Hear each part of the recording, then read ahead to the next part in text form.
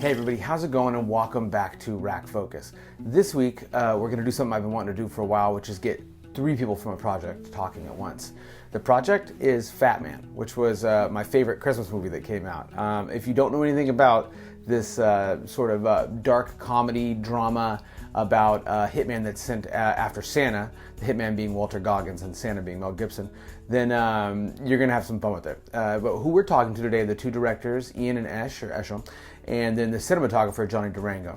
And the first, let's say, half of the conversation is structured around how they came together, their previous projects, and how Fatman came into existence and how they started working on it. In the second half, we kind of take a turn and we do what we like to do, which is get more technical. It's a pretty long conversation, which is rad too. And in that aspect of it, we're going to look at a couple scenes. The production company the distributor allowed us to have access to a couple scenes, so that's rad. So we're going to take a couple of those scenes, we're going to break them down. We're going to hear from all 3 of them, with a large part of that being from Johnny, the cinematographer, and talking about why which lights, what camera placement, how they had to do this effect, the changing weather, filming in 20 degree below Canadian weather, how they selected the house they found, all this awesome technical stuff that kind of dives behind the film itself. So I hope you enjoy it, and without further ado, it's time to wrap focus. I don't know what I'm doing wrong. I've lost my influence. Maybe it's time I retired the coat. You still have it. Some kids with a deer rifle put 2 holes in the sleigh, one in me. All I have is a loathing for a world that's forgotten. The United States military would like to procure your services. This is a one-time deal, gentlemen. How are you, Mike? Nicole and the kids are well, I hope. Where are you?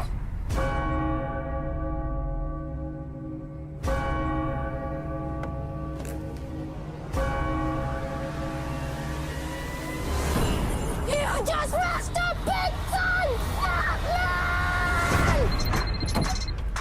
What's the job?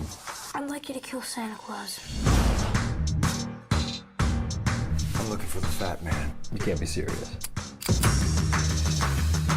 This is what people actually think of me. Christmas is a farce. I am a joke. What's the purpose of your visit? Hunting. I'm gonna kill some things.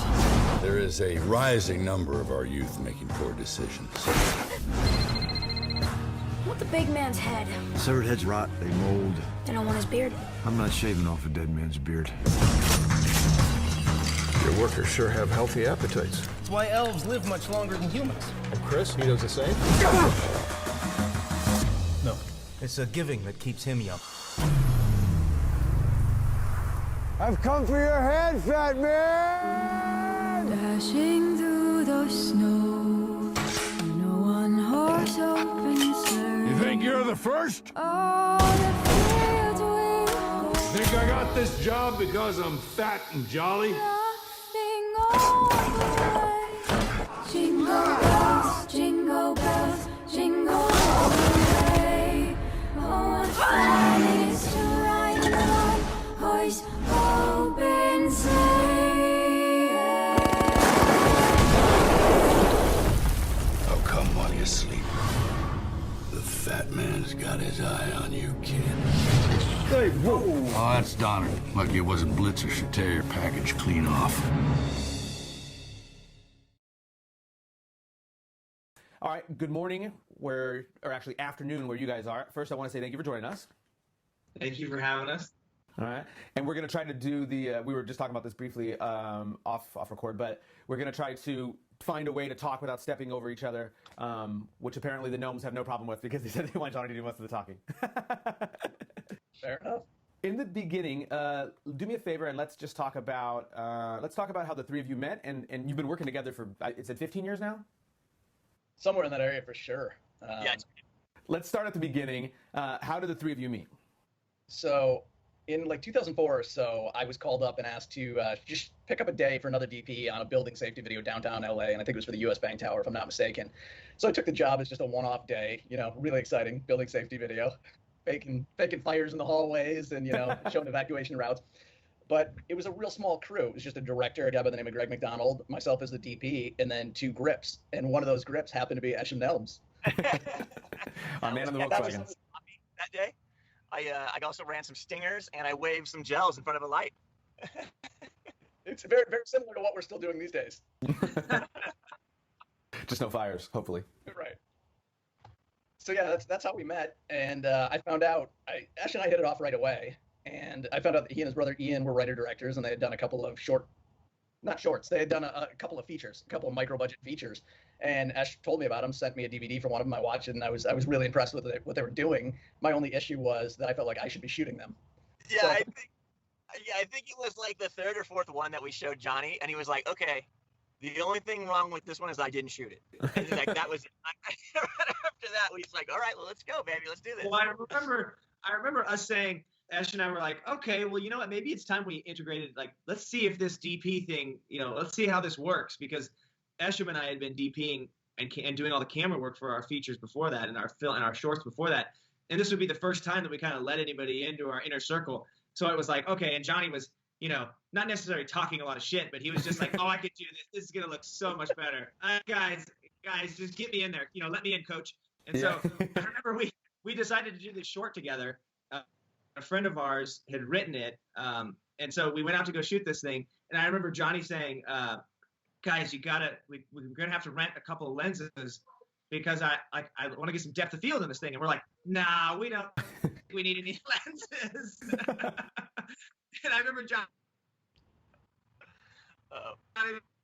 So we ended up getting like 2, and I mean, I can't even tell you the difference. It was like night and day how good this stuff looked after we shot it. And it was like a $1,500 short film. Yeah. And I mean, so like it was like a $500 rental for these lenses or something. It was significant, and that's why we were so hesitant. But it paid off. We have not stopped working with the man, not because we like him as a person, but because he's so talented. Like for lens choices now. No. Johnny, is there a snowball's chance in hell, pun intended, I guess, that you remember what those 2 lenses were? I don't. I think they might have been converted Zeiss still lenses. I think that's what they were. I think they were I can't remember, the ZFs or something like that. I think that might have been what they were. But it was awesome. I remember having a conversation with these guys, and I just thought that this thing was going to be shot like The Office, because when they said no lenses, nothing like that, and I was like, oh man, this is just going to be like on the fly. And then I got there, and there's like tracking shots that are like Tarantino set up himself and all kinds of really interesting stuff. And I'm like, wait a second, these guys really know what they're doing on the visual side. So it was a lot of fun. How funny to be like there in one place, but like lens change. I don't know about all that. You can get anything with one lens. You don't need everything's a prime. Just get closer, get farther away. Yep. Yeah, that's how we did it, man. Yeah. And then so you get through that project, and then after that, is it you just kind of hit it off from a working standpoint? Yeah, for sure. So I knew from what I've seen that these guys were directors that I wanted to work with, and I was really impressed with everything that they'd done. And then the experience working with them just solidified everything for me. I'm like, these guys are absolutely brilliant. And I think it was Ian told me that they had a script called Lost on Purpose that they were trying to put together to do as their next feature, and it was going to have a significantly bigger budget than the last 2 features that they had done. And I really believed in them, so I went out and I started pounding the pavement, went to everybody I knew, and ended up raising a significant portion of the budget to match what they had brought in, and we went out and made this thing together. Basically raised like half the budget. We raised half the budget. We went down the middle practically. That's amazing. So, and what was that process like shooting on the film? Like, walk me through what that was like. If that's a bigger version of a collaboration. If your DP is half in with you, I mean, it means you can feel that he believes in the project, obviously. Well, I mean, for us, this was the first movie of scale where we actually had a full crew. So we had been doing everything really nano budget before that. We're like a crew of like 5 or 6 people, and to have departments and a full camera team and gaffers and all this stuff, that was like something we had never had before. So fortunately, Johnny was experienced in that, and he sort of was able to thrive in that environment. So you knew the set talk, huh, Johnny? You knew all the terms for everything and how to navigate around, and all of a sudden the role for 3 people becomes 20 people. Yeah, that was a great experience though, because even though it was a crew and it was a little bit bigger than they had done in the past, it was like a very family atmosphere. It was definitely the beginning, the genesis of this collaboration, because it was almost like a summer camp or something like that. It was just everybody was really in it for the movie, and everybody poured their heart and soul into that project, and I think it shows. I think it sort of became a calling card for all of us. Yeah, and that's probably transitionally best for all of you still wanting to work on films, because the worst thing you can do, I've heard some people say, is you get like a big crew and it's cold, nobody talks to you, you got a video village in the back, you don't even speak to them. There's that sort of I'm better than you mentality that you can get if you get a shitty DP or a shitty producer or a shitty whatever, and they just bring the stress up, you know what I mean, for everybody. Yeah. So it must have been good that it transitioned into something that was still like family-ish. Hey, that's our mom right there, just chilling. And so a small tangent. You were talking about family on Lost on Purpose. That woman cooked, 3 meals a day for a month and a half on that show. And three excellent meals a day. It's nice to meet you, ma'am. I think I actually saw your guys' old gaffer in the background as well. There he is. That's right. That's the old man right over there. There he is. Well, screen credit. Dad, we can't have that in here, okay? We want to work again. Like, you gotta get that. Says the guy in the Volkswagen. Yeah, because like dad did like on our first couple of films, like our dad was a professional photographer for 20 some odd years, and he had all this equipment in the garage. So when we went out to shoot our first films, like Esh and I would man the camera or the boom mic, and then Dad would do all the lighting on it. Film, like the whole thing was $1,500. Like he lit the entire feature film with a campfire, a bounce card, and 2 Coleman lanterns from Walmart. It's amazing. And that was, we lit an entire feature film with that. I think a flashlight. I think he had a flashlight too that he would bounce on the bounce card as he was using the firelight at night to single people out as we were even if we were panning, he would like pan with us. It was some old school shit and really low rent, but it fucking worked. It worked great. Like for what we had at the time, like we went to film festivals with that damn thing, and it was a hell of an experience. And yeah, it was lit with about $25 worth of equipment. That's amazing. So like to circle back to Lost on Purpose, like the movie felt like a real movie, right? It was professionally lit, it looked amazing, and we actually got the next movie because that movie looked so good. Yeah. And people asked us, they were like, how the heck did you do this with this limited budget when we made that movie? It was budgeted at like millions of dollars. We ended up doing it at like $250,000. Yeah. And so then this woman came to us with Waffle Street, which was the next movie we did together with Johnny, and she was like, okay, I need you guys to go work your magic on this movie. And that's when we were like, we know the guy. There's only one. That's wild. And so you do Waffle Street, and did I read correctly that the idea for Fatman, as we transition to talk about Fatman here, that's something that y'all have been thinking about and writing and kind of playing with for years, right? So even during Waffle Street and before that, are you writing a screenplay with that and toying with it, or is it not quite time yet? Well, we have the screenplay, and I can't remember, had we shared it with you, Johnny, at that time? I think so, because I feel like I've seen the screenplay as far back as 10 years ago. Yeah, so we wrote Fatman about 14 years ago, and it just was a long way around to get to it, because obviously the movie's kind of radical in concept, and we had to do something that sort of got us to that. So from Waffle Street, we ended up doing Small Town Crime, and Small Town Crime is similar enough in tone that we could point back to that and say, Fatman's this tonally, and that's what greenlit for Fatman. Wow. So 14 years, it's kind of exciting to me to think that you can maybe you have those projects you think about, and then, like, you get enough of a place where you can actually pitch it and not be laughed out of the room, right? And awesome, like you said, if you can point back to something and say, look at this is kind of grittier, this is a little bit more serious in certain parts, but it also has humor, you know what I mean? But it's dry humor or whatever, and like kind of to go through that and point to it.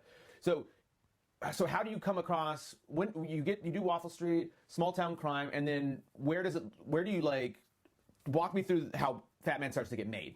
Like, not physically, but like how do you figure out the financing for it and so on and things like that, So it's the famous catch-22, right? So you need financing or you need an actor, and you can't get one without the other. So we found some producers. Amongst them was Nadine DeBarros, who was going to do our foreign sales and all that good stuff.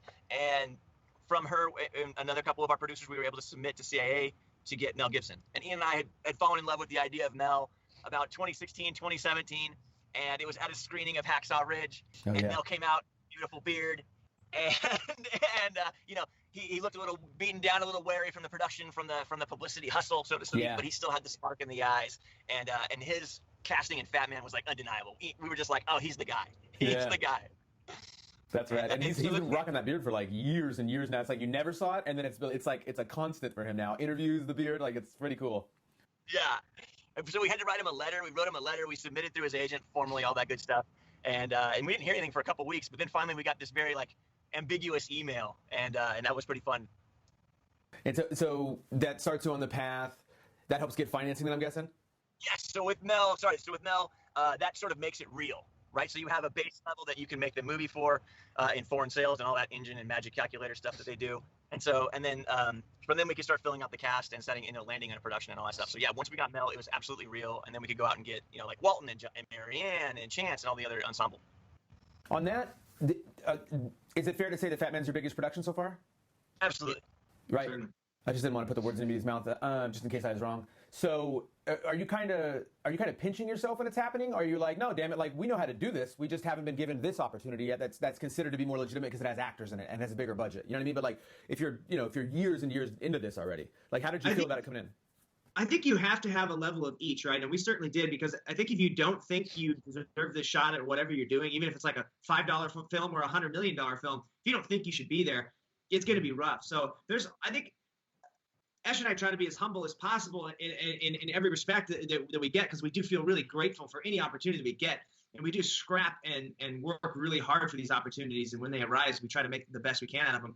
But I think through the hard work that we do feel like we're ready when we get out there. And whether that's naivete, because there's plenty of times we get out there and you think you're ready, you're like a bumblebee, you know what I mean? You get out there, you think you're ready for flight, your wings are too small, whoops, oh shit, like I think you just keep flapping and flying. And I think that you always head out, I think, with a certain amount of confidence, or it's going to be really hard, because it's going to be hard anyway. So you kind of have to steamroll ahead into this thing like you deserve to be there, you're ready to kill, you're ready to make this thing, do whatever it takes. And then there's also the side of it where, I remember distinctly what day it was for me that I was pinching myself, was that there's a bunch of them, but the one that when the two actors are sitting there yelling at each other back and forth, Walton and Mel, that scene had been in our heads for so long, had been on the page for so long, that it was unbelievable to watch these two actors of prowess yell at each other back and forth, because they really were standing out there. It's not like we shot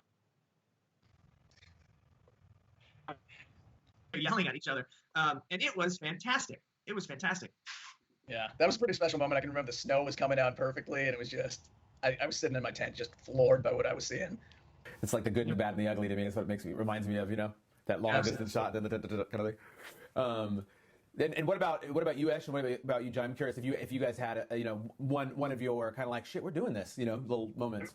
Yeah, sure. I mean, for me, it was straight off the bat. It was day one. The first real scene we did of production was Mel out shooting the cans off the fence.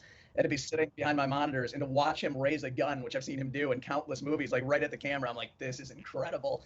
I'm like, I'm shooting Mel Gibson, and look how good he was. Like I was so excited. Beard and tail, you're like, that's Martin Riggs. What about you, Ash? I mean, look, man, there's obviously a certain intimidation factor when you're out there collaborating with someone like Gibson, a titan himself, an amazing director. But I think Ian nailed it on the head, and Johnny as well. Like, we go out there, we're as prepared as possible, right? Like, we storyboard. Johnny's doing a lookbook. Like, Ian and I are talking about shots. We're talking with the actors. So, like, we very much have a plan when we get out there. So you feel prepared. But then there is those moments where you're sitting on set, and they're like, can the elves and the military and Santa and Mrs. Claus come to set, please? And you're just like, I can't believe someone was deranged enough to give us money to go out and make this movie. That's fucking awesome. Is there any intimidation into, like, you kind of touched on it there, but I always wonder what it's like to direct a director, right? Like, obviously Mel Gibson's famous for acting, but some of it, I mean, like Hacksaw Ridge, you guys mentioned, that's a fucking phenomenal movie. It's a really good movie. You know what I mean? Is there anything there? Or is it, same answer to the question? It's like, look, we get it. Like, he was big before, he started directing, let's say Braveheart. You know what I mean? And, he's still a big name, but like you said, you do your homework, or what's that like to direct a director? Same thing. We come in super prepared. We come in as prepared as possible with a vision of what we want.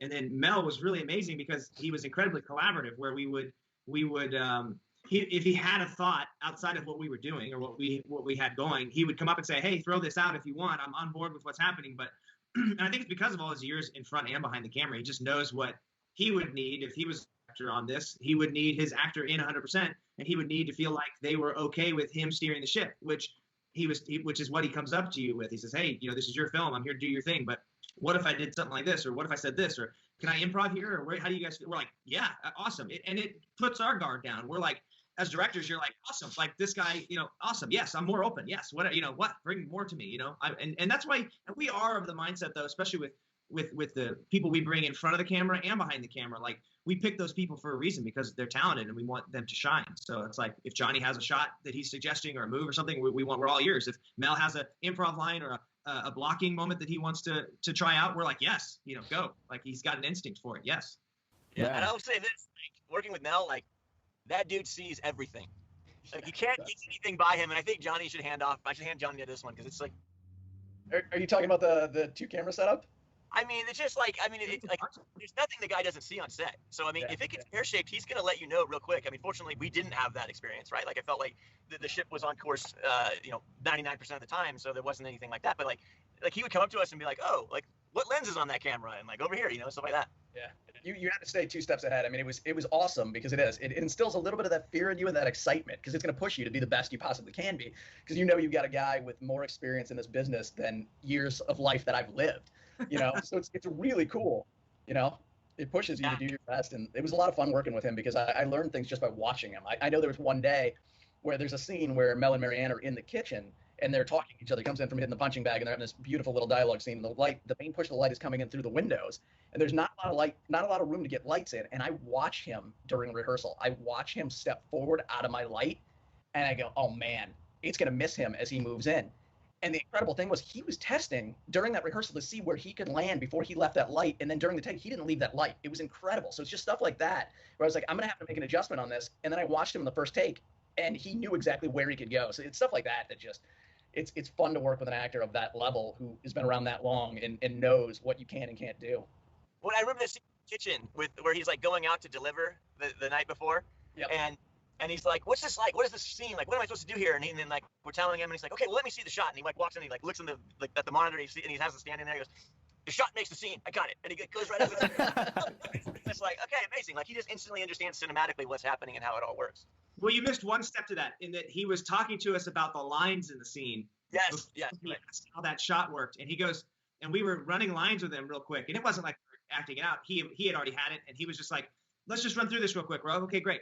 We run through with him, and we're like, we're just about ready to start shooting. We're about ready to roll action. We're like, okay. So boom, boom, boom, Johnny's making final adjustments. We're we say it.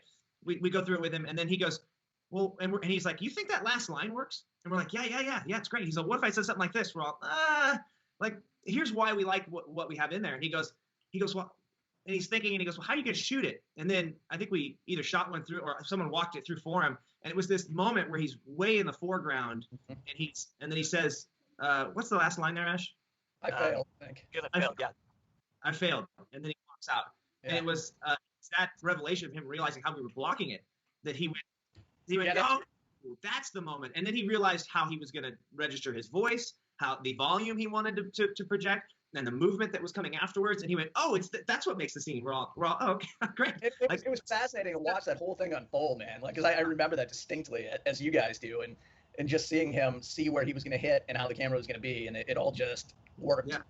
I mean, and look, man, he bestowed a lot of nuggets on us, and Ian and I were jotting them down as fast as we could. He was like, oh, in Braveheart, like I double printed a couple shots, and we're like, double printing, oh, and we like double printed shots in Fatman, like for emphasis. And I remember he was like, always roll 2 cameras because I can go loop the lines in the booth. Don't worry about the freaking boom mics. Like the shotgun mics. I'm like, yeah, like it's just little nuggets like that. Huh. What did you double print? Well, define double print, and then what did you double print? Double print's just like you repeat the same frame twice to give it like a micro pause. So it's like like there it is, right? And so we double printed the if you haven't seen the movie, this will be a spoiler, but there's a certain plunging weapon that happens that runs through, and that's where we like did it. It was right there. Oh, okay, nice. That's fun. Speaking of those scenes, that one of the things that we talked about with Johnny about is to geek out on the technical side of it a little bit is to kind of look at a couple scenes from the film, and I think we can jump into that now because I'm excited. Johnny, full disclosure, Johnny just got his house fumigated and he's back in the day after, and his voice might go out a little bit. So I'm trying to give you a little bit of pressure, at least in case Appreciate it happens. that. There's nothing like pesticides to really get your voice in the right spot. Exactly, it really gets me in the right register. Yeah, exactly. Too bad you're not acting, because it'd be perfect, right? So let's look at what should we do first? We're talking about them inside. Do you want to do that before we go to the factory? Yeah, let's jump into the house because I think that was a really special location, a location that took us quite some time to find. I think the guys will testify to that we looked at a lot of houses and a lot of interiors, and we were really blessed to find this particular house that we used as the interior of the homestead. I think the owner's name was Yarrow, very nice gentleman, and very excited to have us there. How'd you find the house? You guys can jump on that. So look, there's two houses, right? There's the homestead exteriors, and then there's the interiors, and those are 2 different places, about a 10-mile drive from each other. Oh, they're close. Wow. Yeah, relatively close. And the one good thing about shooting in Canada was that there was a bunch of these really like 1800 farmhouses all over, like 1820 built-ish farmhouses. And so we were going on Google Maps, driving around, and just looking at the topographical map of these certain houses, and we're like, oh, that one, because it's specific in the script, right? Like you need the house, and then you need the barn, and you need a stable, and so you have to kind of have like a specific needs. And so we would say like, oh, that looks like a house and a barn and all this. And so we drove around. We probably visited 100 farms over the course of 5 days. Wow. Just driving relentlessly throughout Canada. And it just so happened that we came across this one that was literally, and it was titled, and so like it's off the beaten road, like a half a mile down of road. The gate's chained. We get out, unchain the gate, pull it open, and just start driving down this road because we like the Google map looks promising. And we get out there, and honestly, like, it's amazing. And then out comes Yarrow and his wife, and they're all like super cool and like, oh, amazing, you know, like, come on in. So like, and that's kind of how we found them there. You know, how do you strike that conversation up? I mean, it's one thing if you have a house that gets rented out all the time for productions, right? And they're just like, but like, how do you introduce that conversation if it's a regular? I mean, how does that start?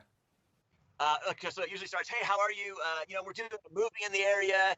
Is that anything you might be interested in? And they're like, and then they're either like, get the F off my lawn, right, at that point, or they're like, I'm intrigued, right? So Yarrow was intrigued, and then he was like, hey, you know, and then obviously it came out that it was Mel Gibson, who was like his favorite actor on the planet, so that definitely helped.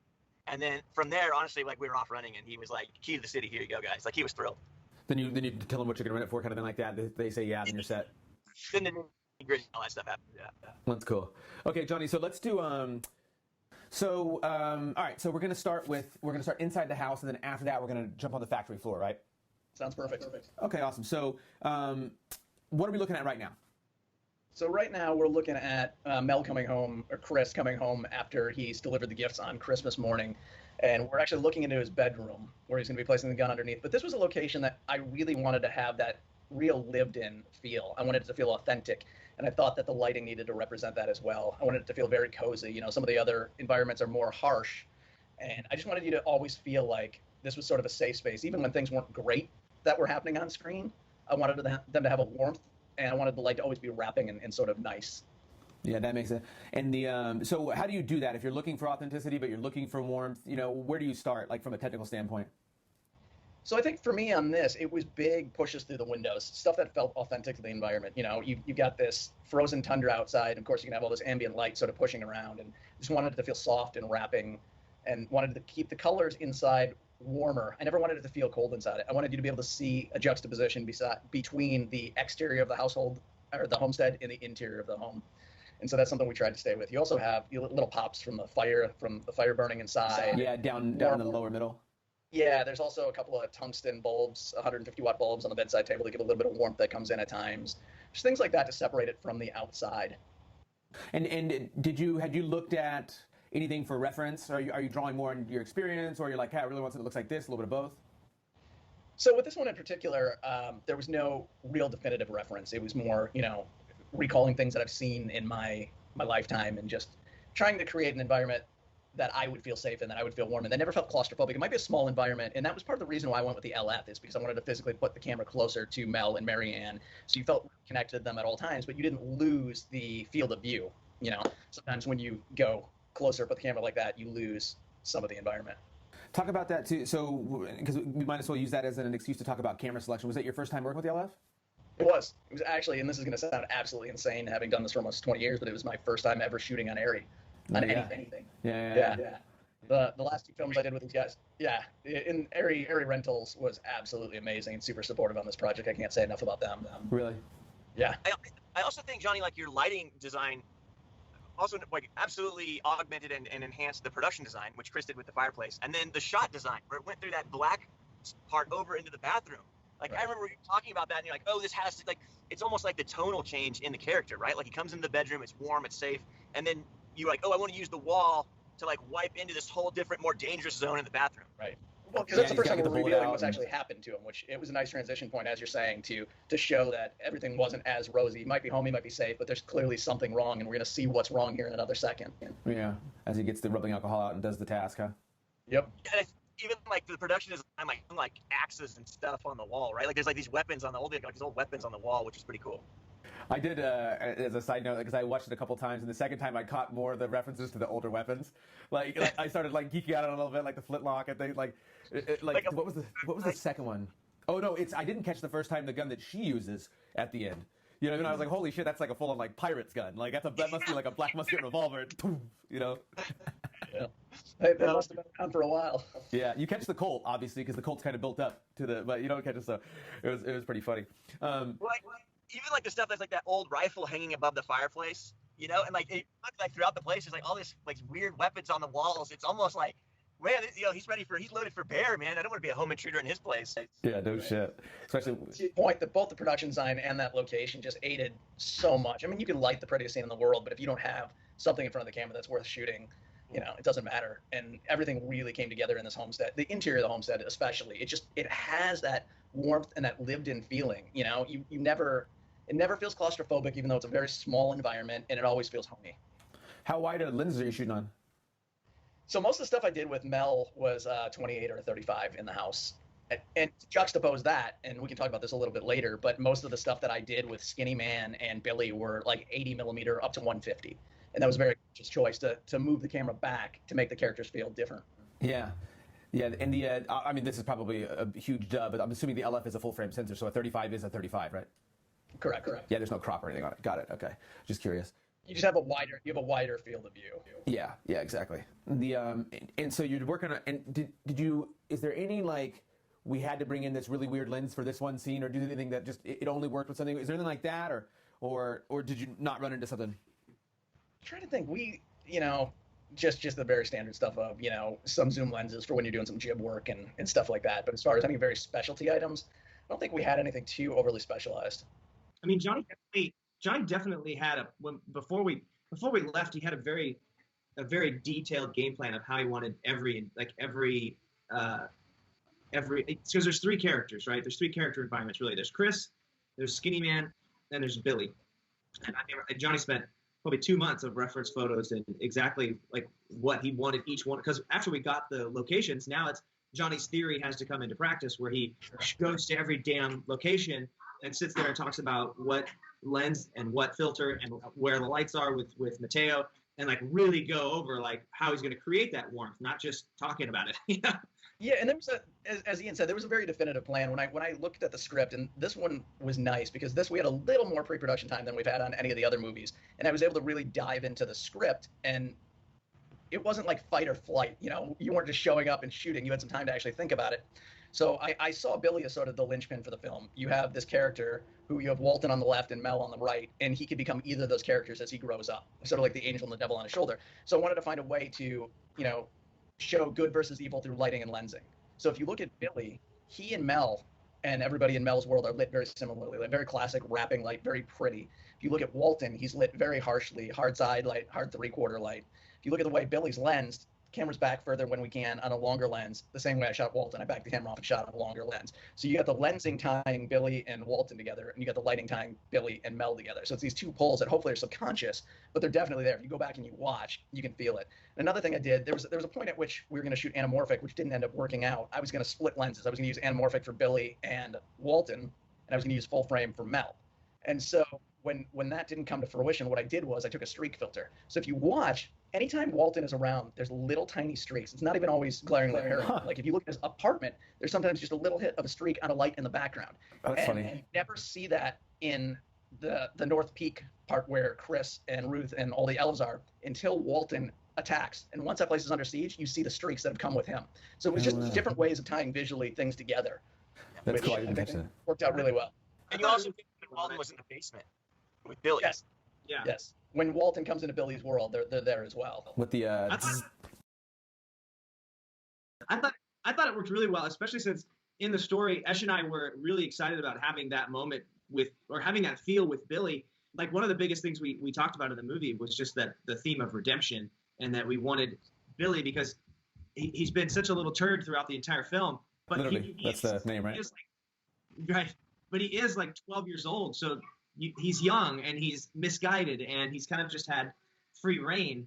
And I think we wanted to have this feeling of that there was a possibility that Chris could bring this kid back. You know what I mean? I don't know if that's going to work or not. Who knows? Fatman 2 will tell us if that works or not. But I think that you want to have this feeling that the kid could possibly be redeemed, you know, that there's a possibility of that. And I think that especially through the lenses and lighting that Johnny created there, like you feel that. You feel that odd warmth that's in the house at times that Chris's environment has, but you also feel that sort of starkness and that sort of malevolence that's invading all the skinny man stuff. You know, you feel that this kid's it's a balancing act right now, and you're not quite sure where he's gonna fall. Was there anything that you ran into technically that was your biggest challenge, Johnny? I think just shooting in that kind of weather, which is something that I've never had to do before, and it was eye opening. Oh, it was. We had one day on set where it was negative 36 degrees, and the amazing part about that is that's about where Celsius and Fahrenheit cross. So negative 36 is about negative 36. So that's how cold it was. And the most interesting thing to me is the camera crews there were so good and so well versed in working in that weather that we only had, to my memory, and maybe these guys can correct me here, but only one technical issue with gear in that weather, and it was the sled of the Steadicam. The fluid actually binding up because it was so cold. Wow. So the crew ended up having to throw a heating pad on the Steadicam arm and sled to keep it loose while we were shooting in between takes.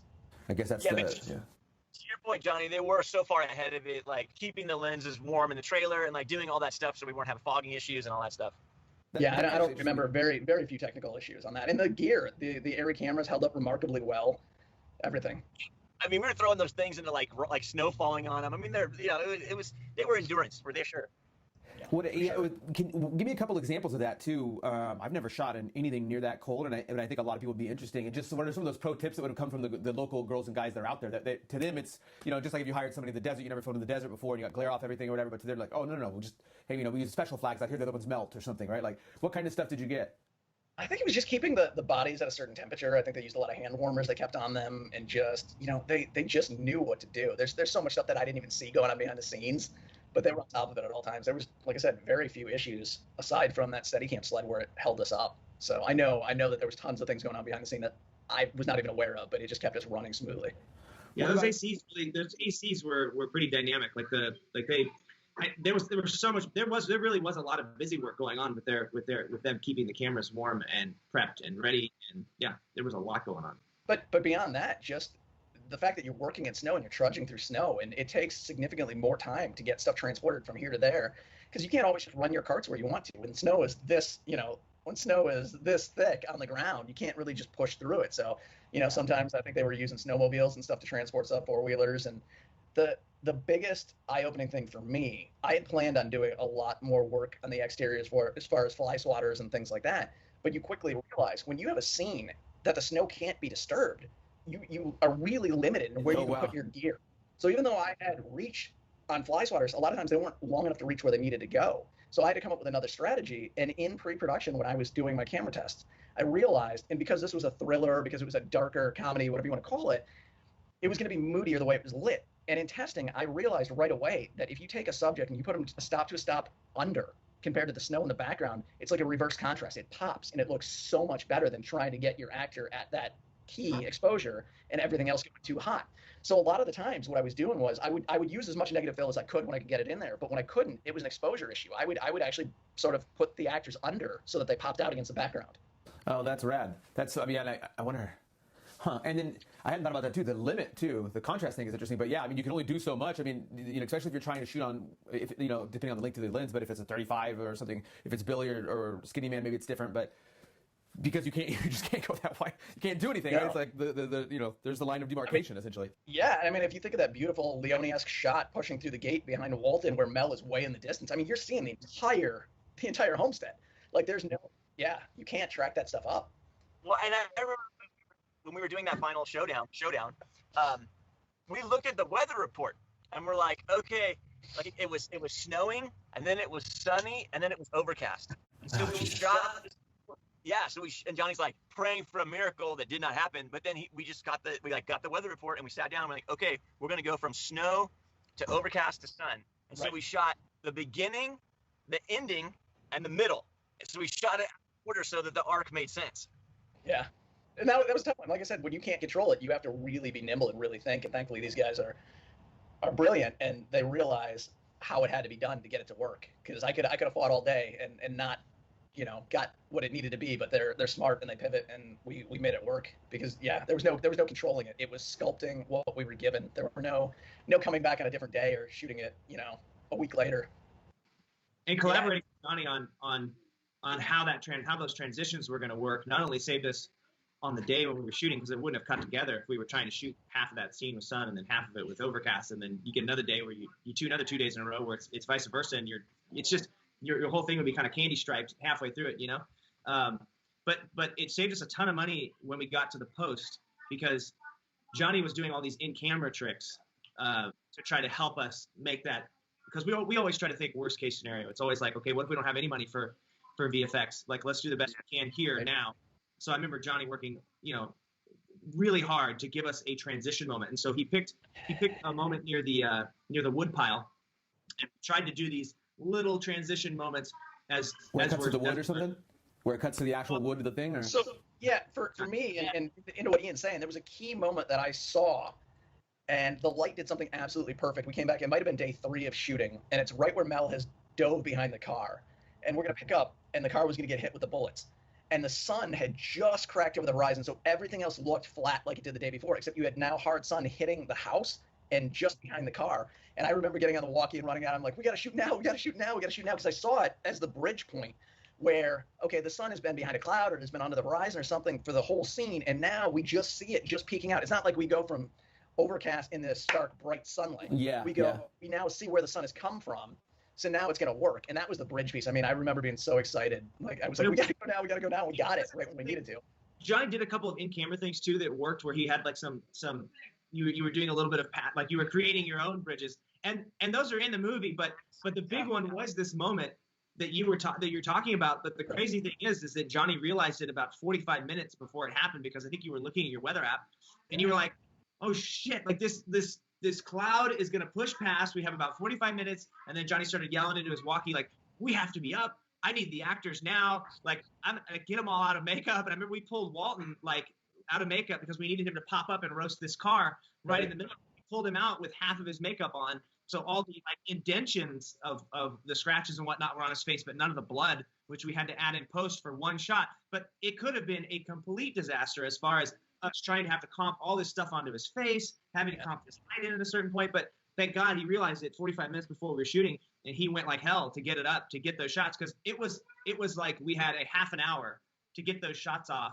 because it was going to push past the car and be off. It was going to be all blown out at that point instead of a 50-50 kind of thing. And then you just got a hard cut.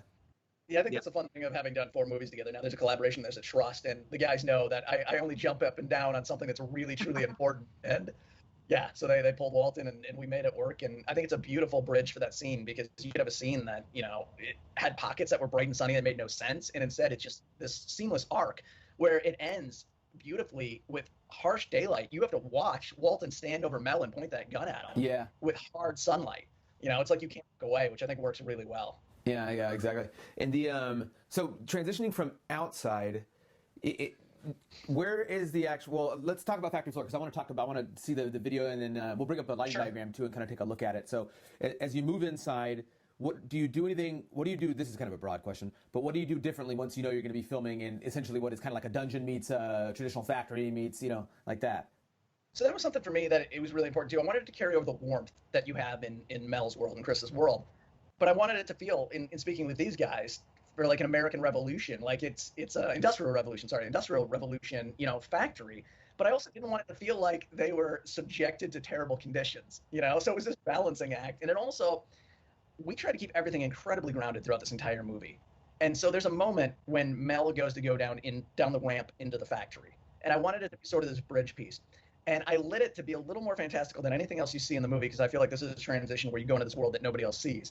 So where a lot of the movie, I feel like I was aiming sort of like No Country for Old Men. All of a sudden, when he's standing in this thing, if you look at it, it feels a little more like Raiders of the Lost Ark to me. How fun. And so, yeah. So it's like something a little magical is coming, and then he goes down in that factory, and it's all a little, it's a factory, but it's still sort of got a hint of magic to it. And yeah, a lot of orange and. Is it challenging to kind of make sure that it does look warm in a situation where, because factories like usually are shot coldly? Factory isn't. It's not that often, other than like children playing in factory when young, grow up later, or small town something. So like, was it a little challenging to make it look warm inside of a factory setting? Because obviously the script is all about it. Like they love what they do, they're happy as shit. Like you know what I mean? Like, so you can't have it look the exact opposite, right? Right. Well, yeah, that was interesting, because that factory was, it was a giant freezer for all intents and purposes. Like, with that weather hitting, it was 100% concrete, and it was massive, and it didn't have any existing heat in, so any heat was brought in. So you had this cold, sort of sterile place, and I wanted to warm it up, and I did that with bringing in a lot of these China hats and doing a spot bulbs and filling it with atmosphere, so you felt, so it had some texture to it. And I think it was really important to sort of keep some things in the shadows just to hide the scope of the space and some of the design. Some of the design looked better when hit certain ways with light. And so we really collaborated in that. Chris August, who's production designer, I think did a great job having to fill out this entire huge factory floor and make it feel very authentic. Why don't we? One thing about the atmosphere is like, this is something that Ian and I appreciate atmos, but it can take a lot of time to like, if it be continuous and all that. And I remember Johnny pitching us really hard, like that we needed it almost every day, and that the secret to good atmos is having a good person that's applying it, and that it won't slow you down. And he was absolutely right, and I'm so glad that he pushed for it, because I think it really lent a lot to the look on the movie. We've done a couple of movies. We've done a couple of movies before together, but I remember Johnny pushing for atmosphere on a couple of those, and we tried it, but the inexperience of the atmosphere guy really made us shy away from it, because we rented the machine, and then like we put like a PA on it who didn't know anything about atmosphere, and he was just like Unsolved Mysteries or something? Fan it in, okay, great. And then it was, but the difference between a guy who doesn't know what he's doing on the atmosphere, or has maybe, I saw it done once or twice, I think I know what I'm doing, to a guy who that's what he does, it was night and day. And it was like the guys would, on the perfect day, they would keep it at the proper atmosphere all the time, and you wouldn't be like, hey, is it getting a little thin in here? It would be maintaining the entire day. They would just be watching it, Yeah, and they did such a great job, because there's even that scene in the factory where Walton throws the smoke bombs. So you're setting the level of the atmosphere first, then he's throwing smoke bombs, then you have to open the bay doors and suck everything out, reapply the atmosphere to get it up to the level, and do a second take. So those guys did a really great job, because I think that turnaround probably only took about 30 minutes to suck everything out, reapply the atmosphere, and get it going again. It's incredibly fast. That could be a nightmare. I mean, especially and cutting that together. If you don't have somebody that's matching that, it's thick, it's thin, it's thick, it's thin. All it's like, what the fuck is going on from scene to scene over setups too? God, and I guess you have to do it all in post, like you said. But especially since if you've been around it for a long enough time, you really want to get as much right as you can, like you said. So it's a. And to that end too, I think one of the things that I love to do is I love to be at the monitors. I generally don't operate if I don't have to, and on this one, I feel like I'm the guardian of the image. I'm like the last line to make sure that everything is connecting and everything's fitting visually. And so I like to sit back there, and it allows me to do that. I work with live grade, and I'll do little tweaks here and there, and we get ourselves a CDL to take into post with us, and then we go sit down with J. Cody Baker at Company 3, and we usually throw my CDL out. The CDL is more for peace of mind for me and for dailies, so that you're not seeing it as a flat image. Mm-hmm. Yeah. The last thing you want is people who are behind the scenes who aren't on set seeing something and thinking that it doesn't match or it's not working. So I feel like it's my job to make sure that when we get to the color grade, that I know it's all going to work seamlessly. And then Cody Baker, our colors at Company 3, comes in and pops it up a little bit and evens some things out, and we got a great looking movie. And I'll say this about Johnny's work, but like absolutely, truly appreciate him putting in all the work to get the looks right that they embed in the footage that we then do our assembly with, because it's like showing someone an assembly of raw, uncolored footage is very underwhelming and painful. And so when you can show your first assembly in footage that's been colored and has the look applied, people are like, holy smokes, is this done already? Like, they literally think the movie's already been finished. And that's when they start cutting. That's when they start cutting my color days. So let's look at why don't we pull up on your side, Johnny, that lighting diagram. Let's look at that first for this scene, and then we can check out the scene, because that might be kind of fun. We were talking about lighting down there. Yep. So what we're looking at here is the overall sort of overarching lighting diagram. It's not specific to this shot, but I wanted everybody just to be able to see sort of what we had going on here. And the main base light in this environment are, as I said, these China hats, and they were globed up with these PAR 38 bulbs. And it was very important to me, like I said earlier, to have the light shining through the atmosphere. So you had sort of shafts of light that added, because it's a cavernous space. And if you don't have some sort of texture to it, it was just going to feel kind of empty. So it was really important to me to have that atmosphere in the air and have the lights passing through it. And interestingly enough, you always get into these situations where you end up having to pivot or having to make something happen last second. And all of these China hats had been globed up with standard incandescent bulbs. And I looked at it the day before we were supposed to shoot, and thankfully I was there, and I saw it, and I was like, no, these aren't the right bulbs. We got to get, spotlights. What was wrong So with it? What's that? What was it? Giving off too much light? Not enough light? What was it? It was a very flat, even light, yeah. And so I was like, this is not going to work. This is not at all what I envisioned and what I wanted. So thankfully, Ian and Ash and our producer, Michelle Lang, were all there. And I said, guys, I need to get new bulbs. And we were able to pivot. I actually hopped in my car and drove to the nearest Home Depot, which was an hour away. And I bought up all their spotlights. And thankfully, there was enough of them to cover, the units that we had in that space. And I remember telling the guy what I was doing. He was very excited that I was making a Mel Gibson movie, and he actually even gave me a discount on the lights, which was amazing. So hopped in the car, drove back, and me and my gaffer just the day before up on a ladder swapping out light bulbs, and we flipped them on, and it looked beautiful, and it was going to be the right thing. We also had some KinoFlow Image 80s in there for ambience if we needed to bring up the level, because I was really playing in lower levels going with just those power bulbs. They were not high intensity. I think they were probably, I have to look according to my diagram, but I think they may have been like 75 watt bulbs. Oh wow, yeah, super low. Yeah, let's see. Yeah, I think they were somewhere in that range. They weren't super bright. So I was going to be playing in sort of the toe there, and so my gaffer and myself thought it was a good idea to pin up some extra lights in case we needed to bring up the overall fill. I don't believe we ever ended up actually turning them on, which was great because I was able to just live where I wanted to be. There's also a bunch of par cans on the perimeter that we use to edge and backlight things constantly, which was really important in that. What's a Titan tube? What's that? What's a Titan tube? So Titan tubes are they're just like any of the other, like Helios tubes or Kino tubes, but they're LED tubes that are full RGB. And the guys really wanted there to be a magical element to this. And, I don't know how much of it you actually see on screen in the final cut, but every one of those machines had tubes that would run a program that looked like magic was going on inside of those machines when the elves had their hands and they're assembling things. Oh, really? Yeah. I'm trying to think if I missed that or if it's not in there. That's what the Titan tubes were for. So those are just... And then the sort of uniform spacing and all that of these China hats, that's part of the whole factory vibe, right? Like, I'm assuming, like... Exactly. Like I said, it was really important to me to see the shape of the light coming down to add some atmosphere to it. But then anytime we were low, you're looking up into the lights and you're getting the bokeh of the out of focus lights in the background. So it just helps break up the space and keep it with that, sort of authentic factory feel. Yeah. And let's look at, we looked at one of the stills, but we have 3 from that scene. Let's see. And this will just be, this was, so you can see the magic in the machine behind him over. That's why I pulled that one. If you look at the machine behind him, you can see the color in there. So all those were running a program so that when the elves had their hands in there, you could feel a little bit of the magic that was going on. Yeah, and you can pick out the color temperature difference too, obviously. Yep. Yeah. 100%. Yeah, there was other little touches too. Chris, August, and our set decorator did a really good job of adding these, the classic like desk lamps with the magnifying glass on them, and they were a very distinct and different color temperature. So it was very nice because it broke it up. Those little pops of that color temperature light along with the light inside the machines juxtaposed really nicely against the warmer lights. Yeah. We had our base lighting, which you see in this lighting diagram, but there was a lot of stuff with 5Ks being bounced into, probably 8 buys or 12 buys, doing a return, and then another light to the side, wrapping it around a little more. Yeah. There's a lot of sconce work in this movie, too. Besides, in the rest of the factory, all the factory is lined with the China hats, but I did something in the hallways that, in scouting, I realized that you're going to have 2 different sized people. You're going to have the elves, and you're going to have the normal sized people like Chris and Ruth and the soldiers walking through those hallways. So the China hats were going to be hitting them harder than they would the elves. So I had a second row of, I don't know, they're more architectural lights that you see on the sides of buildings with a glass space. So I had them put those at elf level so that they alternated between the China hats and the sconce lights on the side to break up the space. So your elves and your humans were getting hit by different sources at different times. When they before the lights were lit up when we were shooting, you could see, obviously the differentiation between the sort of the rock brick work that's the lower part and then the wall, the more cement looking stuff that's up higher.